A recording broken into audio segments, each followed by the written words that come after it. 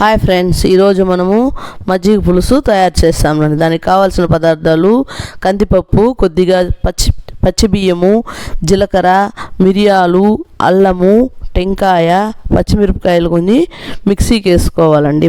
కొంచెము ఒక అరగంట నానబెట్టుకునేసి ఇవన్నీ మిక్సీకి వేసుకునేయాల. మిక్సీకి వేసుకున్న తర్వాత మన దగ్గర పెరుగు ఒక 2-3 రోజులు తీయట్లయినా కొంచెం పుల్లగా ఉంటుంది కదా, అది చేసుకుంటే టేస్ట్గా ఉంటుంది. ఆ పెరుగుని బాగా మిక్సీకి వేసి కొట్టుకోవాలన్నమాట. మిక్సీకి బాగా బ్లెండ్ చేసుకోవాలి. ఆ చేసుకున్న మజ్జిగ పులుసులో పేస్ట్ చేసుకున్నాం కదా, ఆ పేస్ట్ని ఎత్తి కలిపేయాలన్నమాట.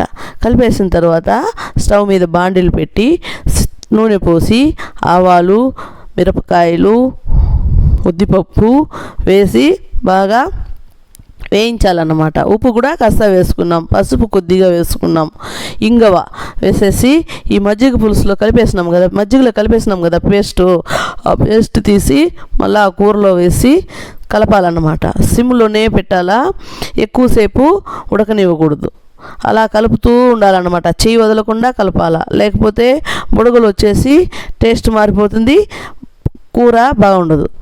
కాబట్టి సిమ్లోనే పెట్టా చూడండి, అట్లా రావాలి. ఆ వచ్చిన తర్వాత అన్నం వేసుకుని వేడిగా ఈ మజ్జిగ పులుసు వేసుకుని తాలింపు ఏదో ఒకటి చేసుకొని తినొచ్చు అన్నమాట. ఇది సూపర్గా ఉంటుంది ఈ మజ్జిగ పులుసు. బ్రాహ్మిన్స్ ఎక్కువగా చెప్తా ఉంటారు కదా మజ్జిగ పులుసు అని. ఇప్పుడు మనం కూడా అందరూ తింటూ ఉంటాము ఈ మజ్జిగ